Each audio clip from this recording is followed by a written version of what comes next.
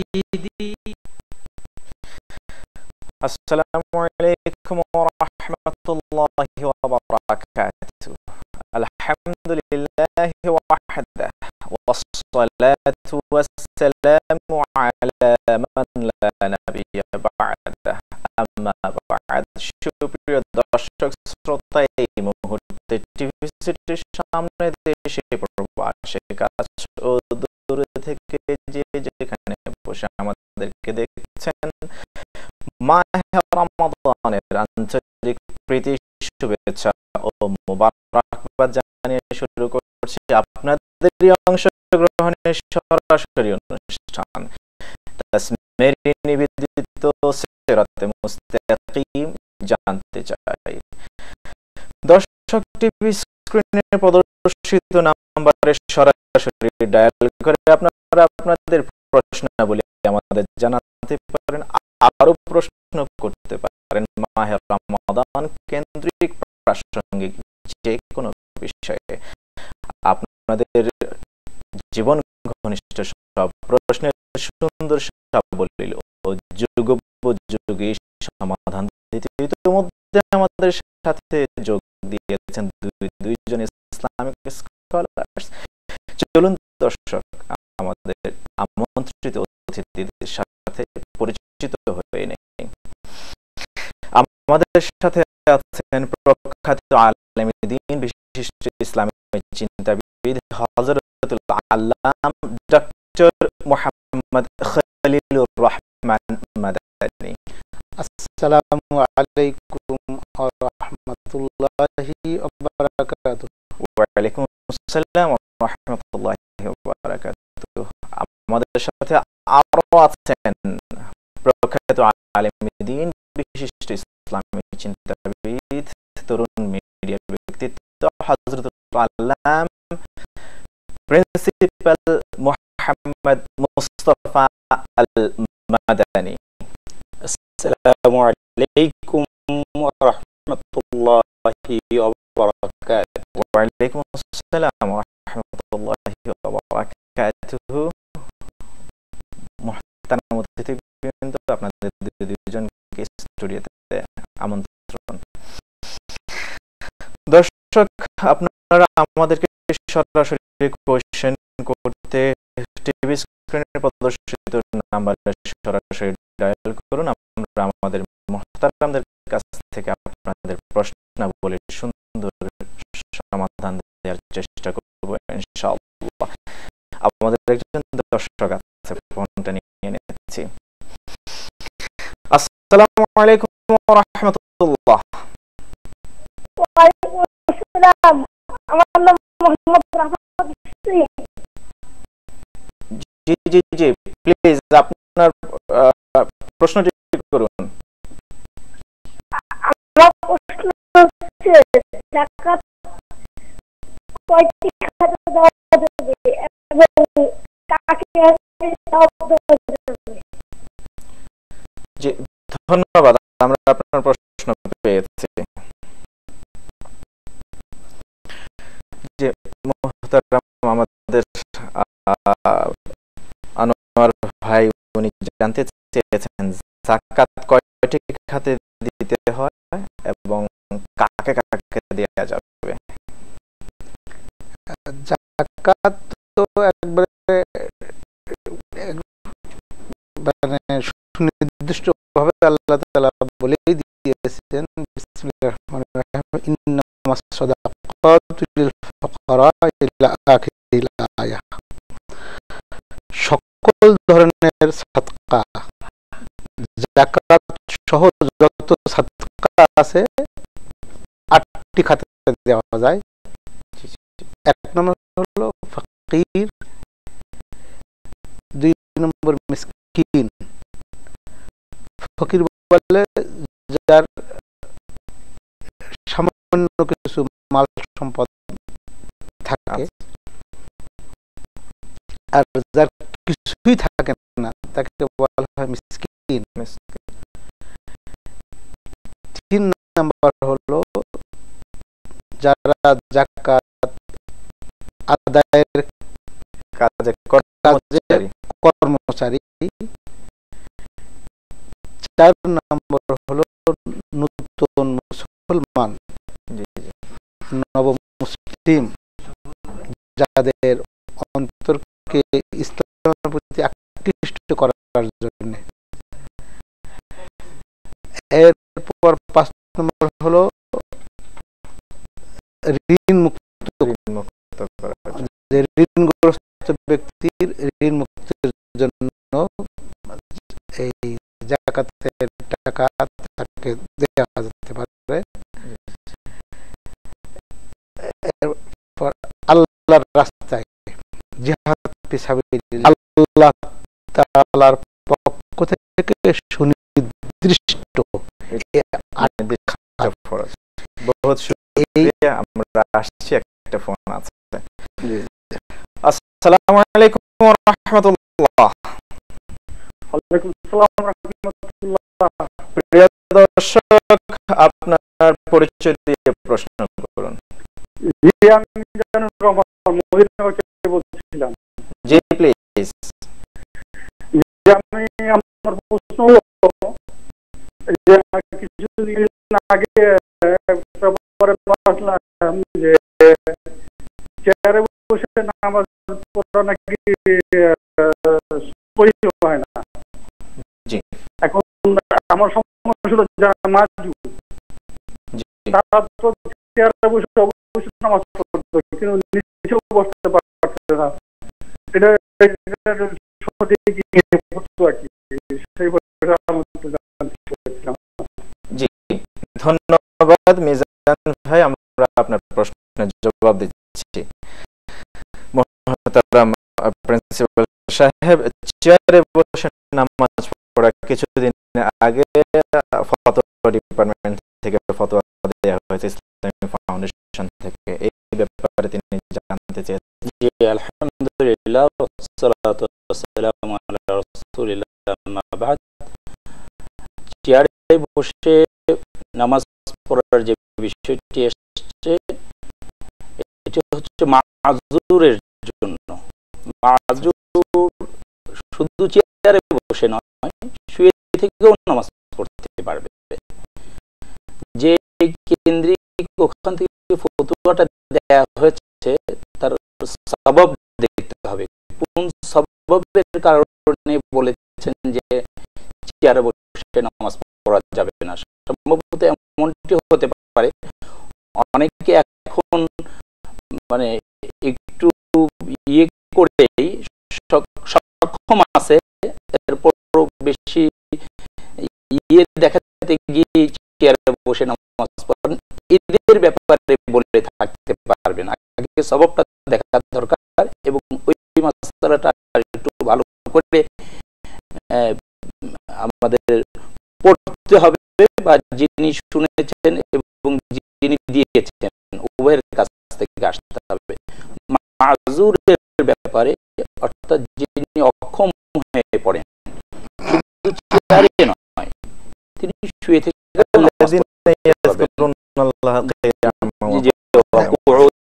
এখানে একটা বিষয় কিন্তু অলরেডি ক্লিয়ার হয়ে গিয়েছে যে সেখানে ইসলামিক ফাউন্ডেশন থেকে একটা ফতোয়া অলরেডি বের করে দিয়ে সাথে সাথে আলেম ওলামাদের প্রতিবাদের মুখে তারা কিন্তু আবার উইথড্র করে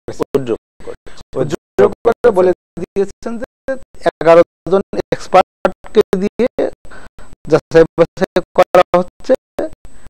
তার অর্থ হলো এটা ফতোয়া অলরেডি তারা মেনে এই ব্যাপারে নেই, এখানে কোনো ধরনের মত পার্থক্য নেই। জি জি, ধন্যবাদ। আমার একটা ফোন আছে। আসসালামু আলাইকুম ওয়া রাহমাতুল্লাহ। হ্যালো। জি, আসসালামু আলাইকুম। ওয়ালাইকুম আসসালাম ওয়া রাহমাতুল্লাহ। প্রিয় দর্শক, পরিচয় দিয়ে প্রশ্ন করুন।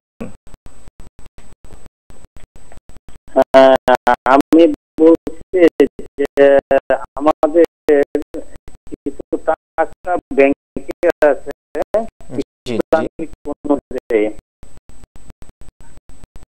জি জি, কোন ব্যাংকে আছে? এটা হলো আল আরাফা ইসলামিক ব্যাংক। আচ্ছা, জি। এখন এটা একটা জাকাত আসতেছে, কিন্তু আমাদের হাতে ক্যাশ টাকা নাই যে আমরা এখন জাকাত দিব। এটা কি একটু পরে দিলে হবে কি হবে না? জি, ধন্যবাদ ধন্যবাদ ভাইজান, আমরা আপনাদের প্রশ্নের জবাব দেওয়ার চেষ্টা করছি। মোহতারাম, আমাদের ভাইয়ের কোন এক ইসলামী ব্যাংকে কিছু টাকা জমা আছে, কিন্তু যাকাত বছর হয়তো বা 1 বছর পূর্ণ হয়ে গিয়েছে, কিন্তু ওনার হাতে ক্যাশ টাকা নাই। এই মুহূর্তে উনি যাকাত কিভাবে আদায় করবেন? পরে দিলে হবে কিনা? জাকাত তো পরেও দেওয়া যেতে পারে, কিন্তু আপনাকে জাকাতটা দিতে হবে নির্ধারিত বছর যেহেতু শেষ হয়ে গিয়েছে, এই নির্ধারিত জাকাতটুকু আপনাকে সময় মতো দিয়ে দিতে হবে। প্রাসঙ্গিক একটা কথা ওখানে, যে আমাদের দেশে যারা জাকাত আদায় করি, আমরা জাকাত ডে নির্ধারণ করি না। আসলে 1 বছর পার হয়েছে কি না হয়েছে উনি নিজেও জানেন না। মানে প্রত্যেককে তার জন্ম ডেট যেমন আছে, বিবাহ ডেট যেমন আছে, জাকাত ডে নির্ধারণ করতে হবে। ওই ডেটকে কেন্দ্র করে যে এই ডেট আমার জাকাত দেওয়ার দিবস, সে 1 বছর পর আবার ওই দেশে, এটা রমজান মাসের 5 তারিখ হতে পারে, 10 তারিখ হতে পারে, বিলম্ব করলে হয়তো ছুটি হয়ে যেতে পারে। হ্যাঁ, কারণ কখন তো বলা যায়। আর রমজান মাসে জাকাত দিতে হবে, এটাও কিন্তু বাস্তবতা নয়। আমরা অনেকে রমজান মাসে এই জন্য দেখি একটু 70 গুণ বেশি সওয়াব পাওয়ার জন্য। আসলে কোনো প্রোডাক্ট এমন হতে পারে, কোনো মাল তো আমার কাছে এমন হতে পারে যে রমজান মাস ছাড়া অন্য মাসে আসছে, আর তার উপরে 1 বছর অতিক্রম হয়েছে রমজান মাস ছাড়া অন্য মাসে, সেই মাসেই কিন্তু দিতে হবে। আমি দেরি করলে এই মালের উপর বিপদ আসতে পারে, কারণ মালের বিপদ আপদ থেকে রক্ষার জন্যই জাকাতের কথা বলা হয়েছে। এই জন্য যিনি প্রশ্ন করেছেন উনি সকলের উদ্দেশ্যে বলবো, আমরা যেন জাকাত ডে নির্ধারণ করে নিই। জাকাত ডে নির্ধারণ করতে পারলেই আমরা বুঝে যাব আমার কতটুকু সময় পার হয়েছে এবং 1 বছর আসলে পার হলো কিনা। একান্তই কখনো কোনো অসুবিধার কারণে দিতে না পারলে কেউ তাকদিম তাখির করা বলে, কিছু আগ পিছ করা, কেউ আগেই জাকাত দিয়ে দেন, যে হয়নি কিন্তু কয়েকদিন পর জাকাত দিতে হবে, সমাজের একটা প্রয়োজন চলে আসছে, ঠিক আছে জাকাতের ফান্ড দিয়ে দিলাম। এমনি করে কয়েকদিন পর হয়তো আমি একটা ফান্ড পাবো, নিয়ত করে ফেলা যে আমার এত হিসাব টিকাস করে ঠিক করে রাখা, যেটা আমার জাকাতের টাকা দিয়ে দেব। আমাদের একটা কল আছে। আসসালামু আলাইকুম ওয়া রাহমাতুল্লাহ। ওয়ালাইকুম আসসালাম। জি, প্রিয় বোন, আপনার পরিচয় দিয়ে প্রশ্নটি করুন। জি, আমার প্রশ্নটা ছিল যে আমার বাবা মারা গেছে, 2-1.5 মাস হয়েছে। জি, তো ইদানিং মানে স্বপ্ন দেখতেছি, আমি স্বপ্ন যদিও বিশ্বাস করি না, তারপর স্বপ্ন দেখতেছি যে বাবা খুব অসুস্থ আছে, খুব আছে, মানে খুবই খারাপ দেখি। এখন হাদিস অনুযায়ী মানে এটা কি বলে যে অনেক স্বপ্ন দেখলে আসলে খারাপ থাকে, এটা আমি জানতে চাচ্ছিলাম। জি, ধন্যবাদ বোন, আমরা আপনার প্রশ্ন পেয়েছি। মোহতারাম, ওনার বাবা মারা গেছেন 1.5 মাস হয়েছে। তো উনি স্বপ্নে নাকি বিশ্বাস করেন না, আর স্বপ্নে দেখা ওনার বাবা অসুস্থ আছেন।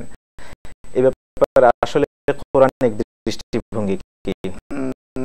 আসলে স্বপ্ন বিশ্বাস করবেন না কেন, কারণ হাদিস শরীফে এসেছে স্বপ্ন হলো নবুয়তের 46 ভাগের 1 ভাগ।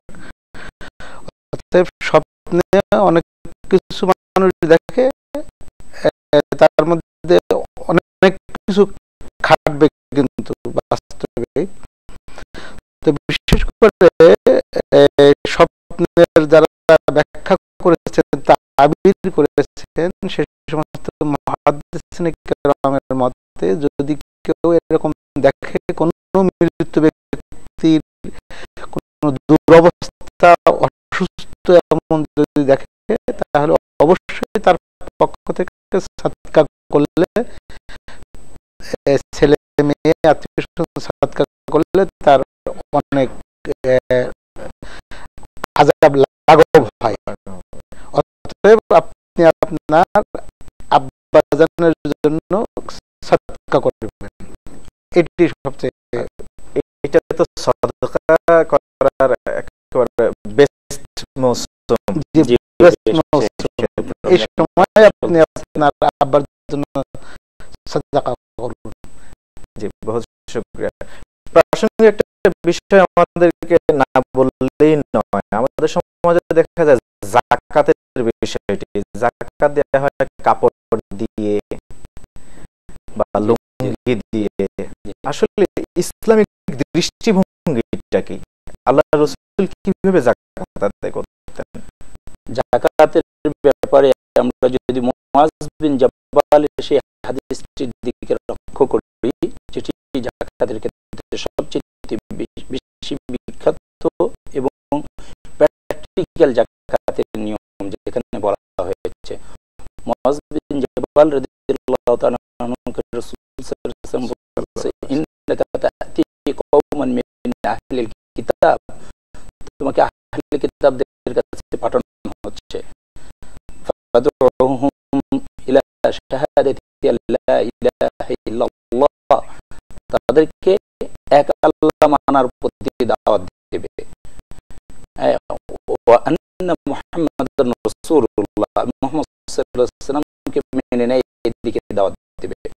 ফাইনহুম আতাউ লিযালিক, তারা যদি এটি মেনে নেয়, ফাআলিমহুম, তাদেরকে শিক্ষা দাও, আন্নাল্লাহ ইফতারাদা আলাইহিম খামসা সালাওয়াতিন ফি কুল্লি ইয়াউমিন ওয়া লাইলাতিন, আল্লাহ তাআলা তাদের উপর 5 ওয়াক্ত নামাজ ফরজ করে দিয়েছেন।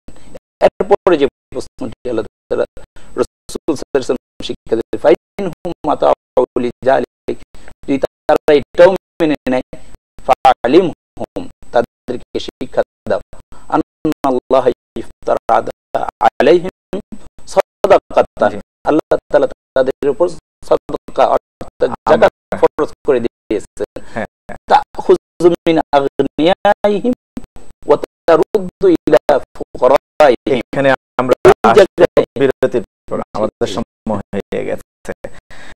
প্রিয় দর্শক, আপনারা দেখছেন আপনাদের প্রিয় অনুষ্ঠান তাসমিয়াতে নিবেদিত সিরাতে মুস্তাকিম জানতে চাই। সময় হলো বিরতিতে যাবার, ফিরে আসছে কিছুক্ষণের মধ্যেই, আমাদের সাথেই থাকুন।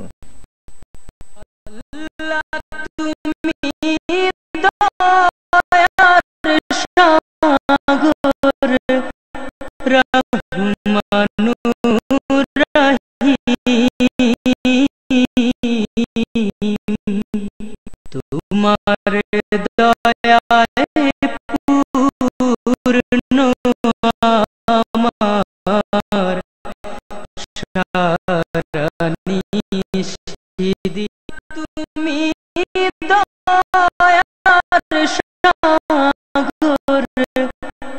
রহমানুর রহিম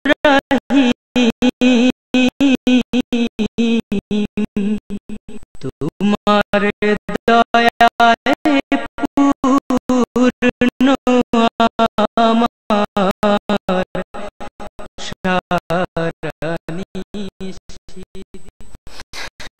বিরতির পর আবার স্বাগত জানাচ্ছি প্রিয় দর্শক আপনাদের অংশগ্রহণে সরাসরি অনুষ্ঠান তাসমির নিবেদিত সিরাতে মুস্তাকিম জানতে চাই।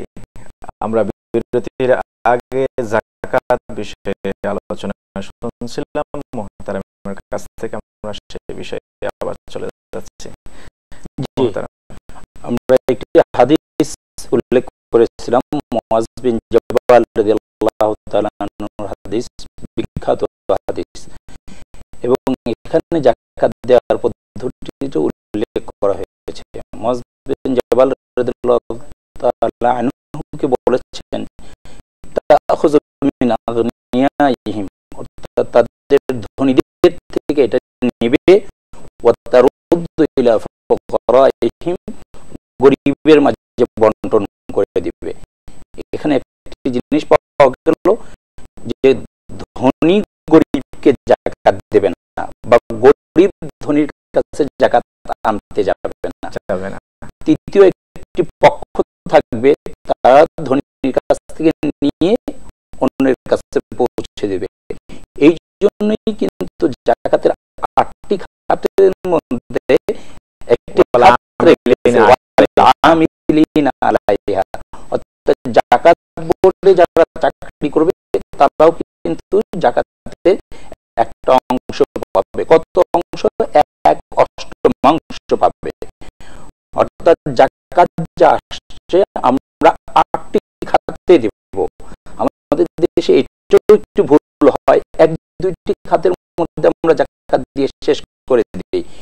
এই জন্য দারিদ্র বিমোচনের জন্য যাকাত থাকলেও দীর্ঘদিন হয়ে যাচ্ছে, অনেকেই যাকাত দিচ্ছে, দারিদ্র বিমোচন হচ্ছে না।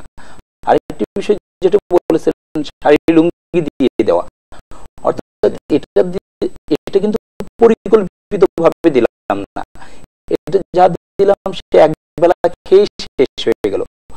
যাকাত ছিল পরিকল্পিতভাবে দেওয়া, অর্থাৎ এমন ভাবে তার কাছে যাকাত দেওয়া, ক্ষুদ্র কুটির শিল্প সে গড়ে তুলতে পারে, ক্ষুদ্র যে কোনো একটা রিক্সা নিতে পারে, একটা ভ্যান নিতে পারে, একটা পানির দোকান করতে পারে, এই ধরনের পরিকল্পনা দিয়ে তাকে দেওয়া। এবং এটা তৃতীয় একটা পক্ষ করবে। আমরা প্রত্যেকটি ইবাদতের ক্ষেত্রে যেটা ইবাদত কবুল হওয়ার শর্ত, মানে মূলত তো হচ্ছে কি আপনার দারিদ্র বিমোচন। হ্যাঁ, এটাই কাজ। এটা একটা প্রশ্ন আছে। আসসালামু আলাইকুম ওয়া রাহমাতুল্লাহ। হ্যালো,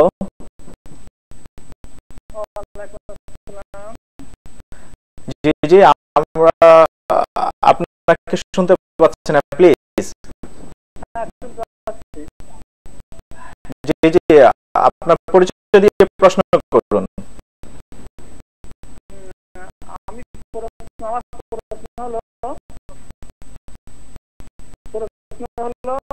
আমার ভাই প্রতি বছর 10,000 টাকা মাদ্রাসায় দান করে। জি,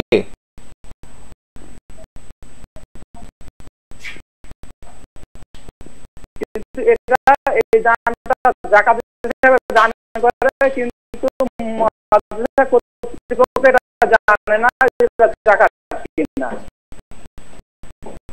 আচ্ছা, মাদ্রাসা কর্তৃপক্ষ জানে না এটা কোন উদ্দেশ্যে দেওয়া হয় তাদেরকে? এটা হচ্ছে মাদ্রাসায় দান করে, কিন্তু তারা জানে না এটা যাকাত হিসেবে দিচ্ছে, এটা কিভাবে বলে না। আচ্ছা আচ্ছা, জি, আপনার প্রশ্নটা কি সেটা বললেন। আমার প্রশ্ন এটা এটা দান হিসাবে আসবে না জাকাত হিসাবে আসবে এটা? জি, ধন্যবাদ ভাই, আমরা আপনার প্রশ্ন পেয়েছি। মোহতারাম ভাই বলেছেন 10,000 টাকা করে প্রতি মাসে উনি কোন এক মাদ্রাসা, ওনার ভাই কোন এক মাদ্রাসা দিচ্ছেন যাকাতের টাকা, কিন্তু মাদ্রাসা কর্তৃপক্ষকে অবহিত করা হচ্ছে না যে এটা আসলে যাকাতের টাকা। এটা কিভাবে সাদাকা হিসেবে যাবে না না যাকাত হিসেবে যাবে? না, যাকাত যাকে দিবে তাকে জানিয়ে দেওয়াটা জরুরি না, কিন্তু তাকে পরিপূর্ণ মালিক বানিয়ে দিতে হবে। তামলিক বলা হয়েছে, তামলিক জুজুমাল, মানে পরিপূর্ণ মালিক তাকে বানিয়ে দিতে হবে। এই জন্য যদি যাকাত হিসেবে তার অংশ থেকে সে দিয়ে দেয় তাতে কোনো অসুবিধা হবে না, কিন্তু শর্ত হইল যে মাদ্রাসা কর্তৃপক্ষ কোন খাতে ব্যয় করতে হবে। যদি এটা অন্য কোনো এই যে যাকাতের যে নির্ধারিত বিষয় এর বাহিরে যদি ব্যয় করে থাকে, আর্থিক খাতের বাহিরে বাহিরে এটা করা যাবে না। এ ব্যাপারে নিশ্চিত হওয়াটাই জরুরি। আরেকটি বিষয় যাকাতের ক্ষেত্রে আমাদের ভাই বলছিলেন যে আমাদের কিন্তু স্মরণ রাখতে হবে যে আমরা যাকাত দিই, অনেক সময় দেখা যাচ্ছে যে গরিব মিসকিনদেরকে আমরা যখন অনুগ্রহ করছি, এটি কিন্তু হক।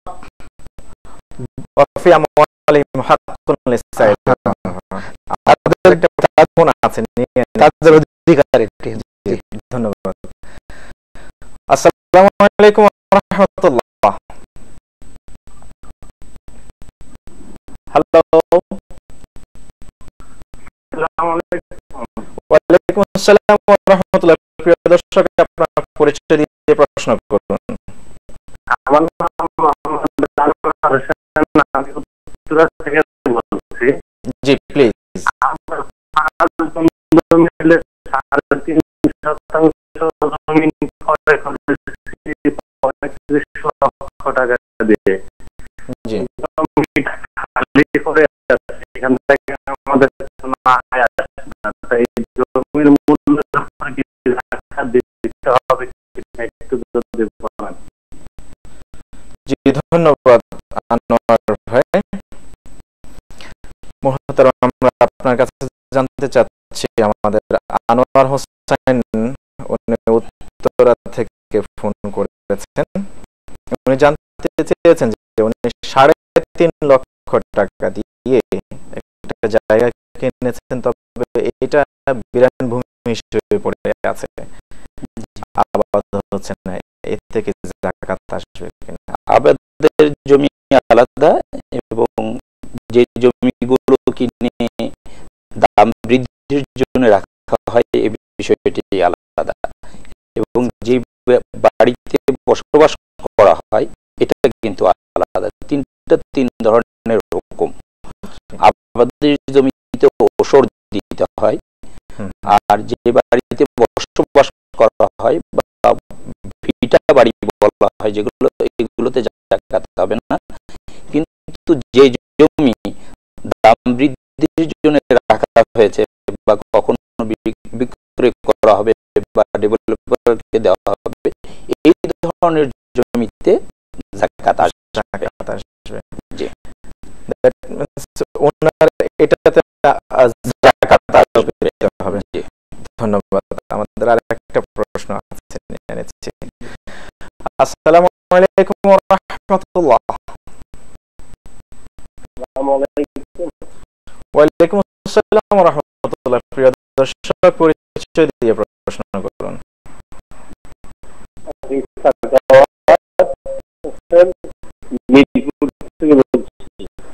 জি ভাইয়া, প্লিজ।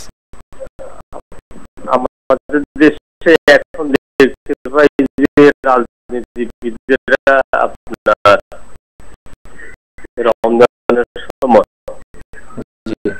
বা ঈদের আগে শাড়ি লুঙ্গি এগুলো দিয়ে আপনার জাকাত আদায় করে এবং ধনাঢ্য ব্যক্তিরা তাই করে এবং এগুলো করতে যায় দেখা যায় অনেক সময় গরিব মানুষ লাইন ধরে এবং ওই লাইনে মানুষ মারা যায়। এইভাবে জাকাত দেওয়া সঠিক? জি, ধন্যবাদ ভাই, আমরা আপনার প্রশ্ন পেয়েছি। মুহতারাম, যে এই একই প্রশ্ন কিন্তু বারবারই বিভিন্ন কায়দায় আসছে। আসলে যাকাত দিতে হবে কারোর দেখানো তো জরুরি না, আর একটু হলো যে একজনকে মালিক বানিয়ে তাকে দারিদ্র বিমোচনের একটা ব্যবস্থা করা। আর হলো আমাদের দেশে যে বিষয়টি দেখা যাচ্ছে যে হুড়োহুড়ি করে মানুষ মারাও পর্যন্ত যাচ্ছে, এটা ইলেকট্রনিক মিডিয়াতে আসছে, এটা একেবারেই অত্যন্ত গর্হিত কাজ। জাকাত একটি দরিদ্রকে যদি একটি রিক্সা কিনে দেওয়া যায়, একটি গাভী কিনে দেওয়া যায়, একটি মহিলাকে সেলাই মেশিন দিয়ে তাকে যদি এস্টাবলিশ করা যায়, এটি হলো আসল বিষয়। এখন শাড়ি লুঙ্গি দিয়ে লাইন ধরে দেওয়া হচ্ছে, এটি মূলত প্রদর্শন ছাড়া আর কিছুই নাই। এটা তো সাদাকা হিসেবে আদায় হবে, যে সাদাকার জন্য তো উত্তম মাল থেকে দেওয়ার কথা বলেছে।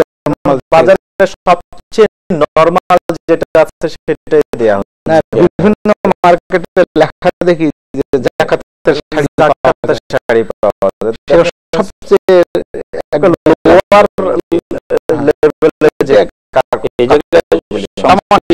যে বিষয় সংশ্লিষ্ট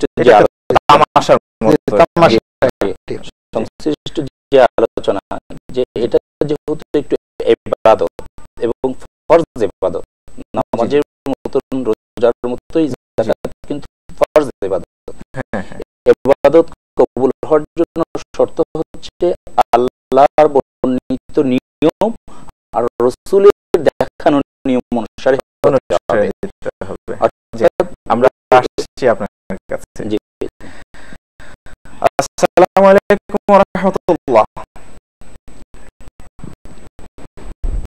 হ্যালো, হ্যালো, শুনতে পাচ্ছেন? জি, আপনার পরিচয় দিয়ে প্রশ্নটি করুন প্লিজ। G please.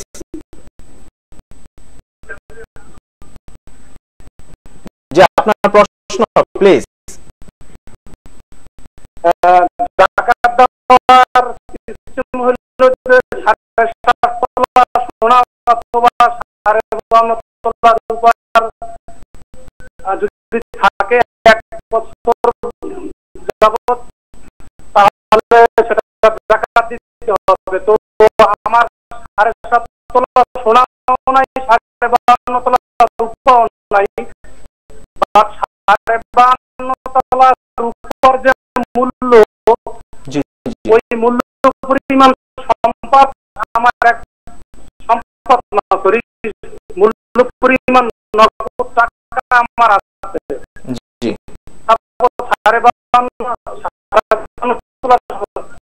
রূপার যে মূল্য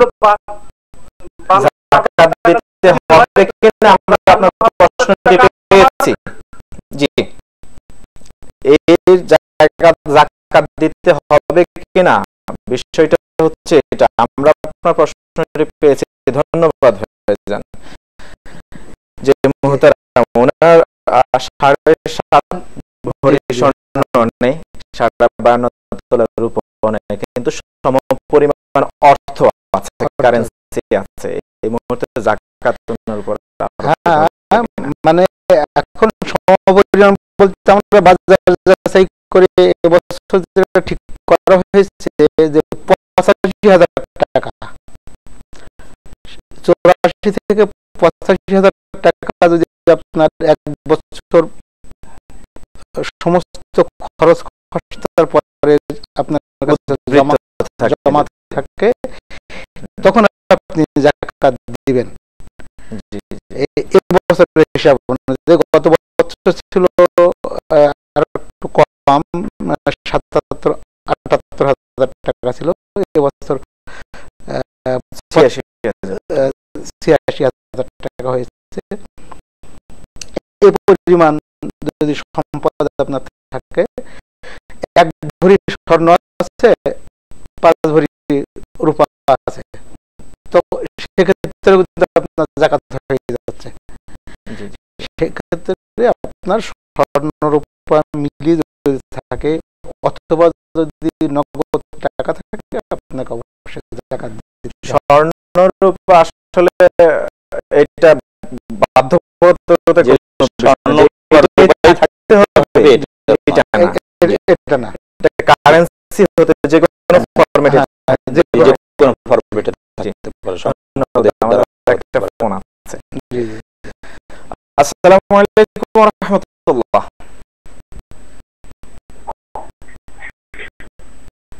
হ্যালো, আসসালামু আলাইকুম।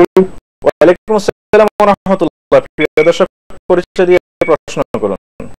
জি, আমি সিলেট থেকে শামসুল হক বলছি। জি শামসুল হক ভাই, প্লিজ। জি, আমি গত জুমায় আমি সিলেটে মসজিদে নামাজ পড়লাম। জি, তো মসজিদের মুসল্লি সাহেব একজন ধনী মানুষ। জি, তো উনি দাম্ভিকের সাথে কথা বলতেছেন যে মসজিদের উন্নয়নের কাজ চলতেছে, এই যে মসজিদ কর্তৃপক্ষ 7 লাখ টাকা ঋণী হয়ে গেছে।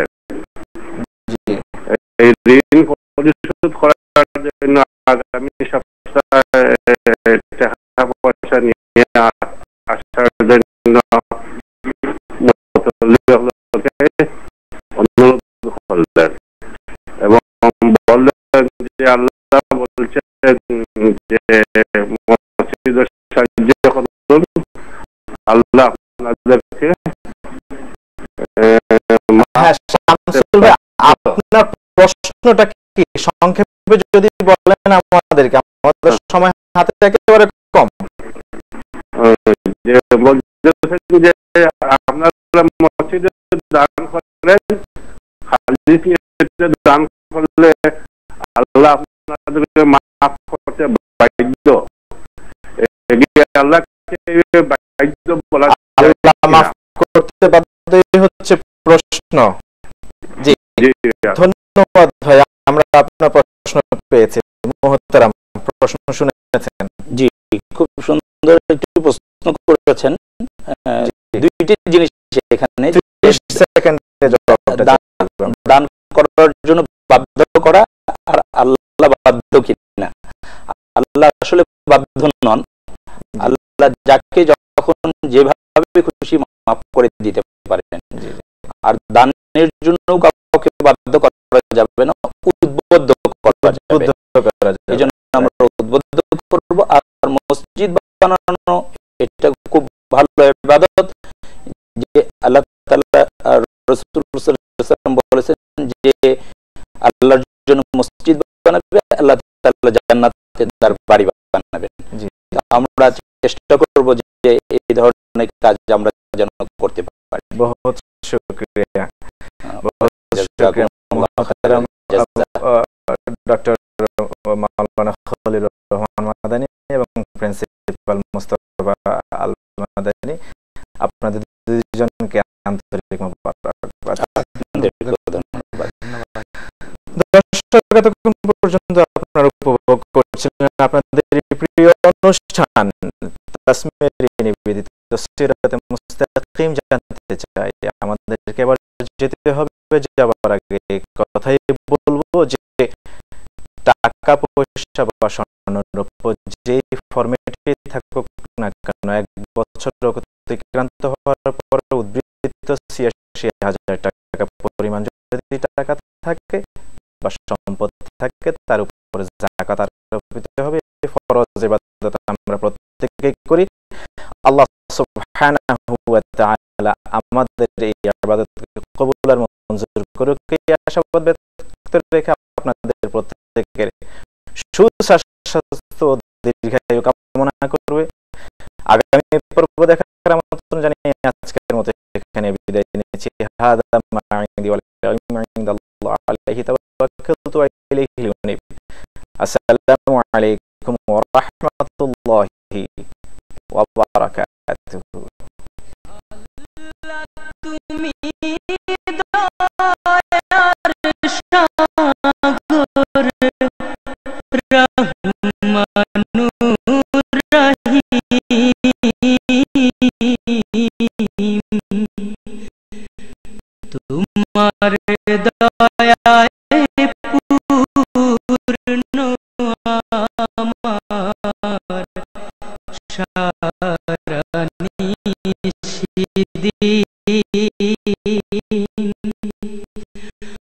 আল্লাহ তুমি দয়ার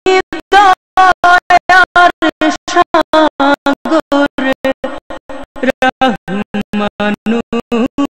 রহিম,